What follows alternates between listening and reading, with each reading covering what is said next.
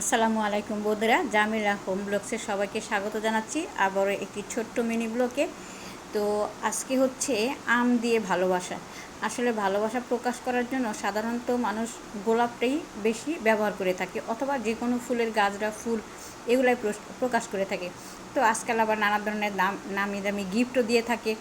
তো আজকে আমি যে ভালোবাসার কথা বলতেছি সেটা আম দিয়ে। তো উনি আম দিয়ে ভালোবাসাটা প্রকাশ করছে। তো এখন সিজনাল আম আমরা জানি বাজারে প্রচুর পরিমাণে আম পাওয়া যায়। তো এই আম যেহেতু প্রচুর পরিমাণে পাওয়া যায়, তো সবার ঘরেই কম বেশি আম আছে এবং সবাই আম খায়। এই আম যেহেতু মৌসুমি ফল এবং এক সিজনেই পাওয়া যায়, তো সেই জন্য এই আম খাওয়ার মধ্যে কেউ কৃপণতা করে না বা কেউ অবহেলাও করে না। হাতে গোনা হয়তো দু একজন লোক পাওয়া যায় যারা আম পছন্দ করে না। তো বেশিরভাগ মানুষই কিন্তু আম পছন্দ করে এবং আম খেয়ে থাকে। বাজারে কিন্তু প্রচুর আমের চাহিদা আছে এবং বিভিন্ন ধরনের আমও কিন্তু আছে। আম কিন্তু আমরা পাকা অবস্থায়ও খাই, কাঁচা অবস্থায় খাই। এই আম দিয়ে কিন্তু আমরা নানা ধরনের জিনিসপত্র বানাইয়া তারপরে খাই। তো সেটা আর বলার কোনো অপেক্ষা নাই যে না, এই আম দিয়ে আমরা কী কী জিনিস বানাই বা কী কী জিনিস বানানো যায় বা আমরা কী কী খেয়ে থাকি, এটা আমরা সবাই জানি। তো এগুলো হচ্ছে বাজার থেকে কিনে নিয়ে আসা আম। এই আমগুলো পাকা।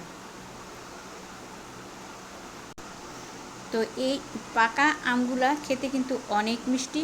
প্রথমেই কিন্তু দেখছেন আমের কালারগুলো কত একটা সুন্দর। তো এই আমগুলা কিন্তু ভালো মতোই পেকে গেছে, যার ফলে আমগুলা অনেক মিষ্টি হয়েছে এবং কালারটাও সুন্দর হয়েছে। তো আম দিয়ে ভালোবাসা, ঠিক আছে। তো এখন মোট কথা হচ্ছে এই আম দিয়ে ভালোবাসা না, ভালোবাসা আম হচ্ছে এই যে, এটা হচ্ছে ভালোবাসার আম।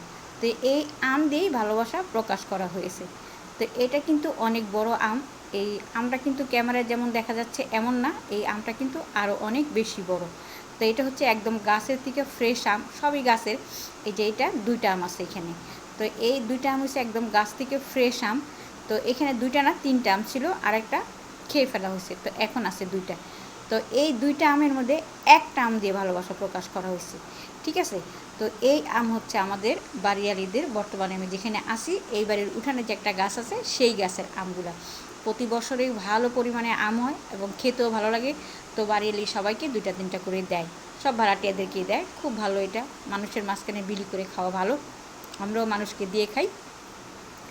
তো যাই হোক, যেটা বলছিলাম আম দিয়ে ভালোবাসা। তো এই একটা আম, দুইটা আম আমাকে দিয়ে গেছে বাড়িয়েলি, নিজ হাতে দিয়ে গেছে, আর একটা আম দিয়ে গেছে বাড়িয়েলির কাজের বুয়া।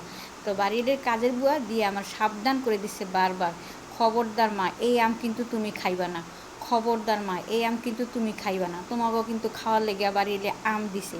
তো খালা কী করবো, এই আম আমার বড় নাতিনের লেগে রাখবা, আমার বড় নাতিন যেদিন আইব সেদিন ওরা কাটটা দিবা। বড় নাতিনটা কে? বড় নাতিনটা হচ্ছে আমার বড় মেয়ে, যেটা চায়না থেকে আসছে। বেশ ভালো কথা, দিমুনে আপনার বড় নাতিনটার সমস্যা নেই। কিন্তু এখন ওনার বড় নাতিনদের যে আমি বারবার ফোন দিতেছি, বলতেছি আম খাইয়া যা, আম খাইয়া যা, খালা তোরে আম দিছে, তোরে কত ভালোবাসে, তুই আম খাইয়া যা। সে তো বলতেছে না, আমি এখন আসতে পারবো না, তোমার খালারে বলো যে আম আমাকে দিছে, আমি খুব খুশি হয়েছি, তোমরা আম খাইয়া ফেলো। এই হচ্ছে আমের ভালোবাসা।